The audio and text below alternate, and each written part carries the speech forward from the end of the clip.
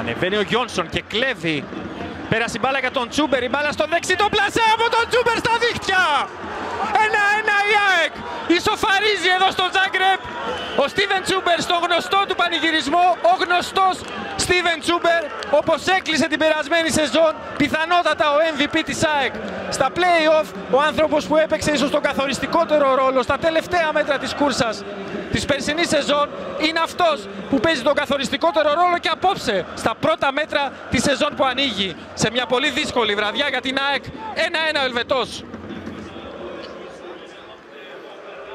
Από την πίεση ψηλά, από τον τρόπο που μας έχει συνηθίσει να παίζει η ΑΕΚ, από το σπάσιμο του Λιβάη Γκαρσία μετά το κλέψιμο, από τον έλεγχο, τον απόλυτο έλεγχο του Στίβεν Τσούμπερ, με το αριστερό για να τη φέρει στο δεξί 3 επαφές, ένα γκολ.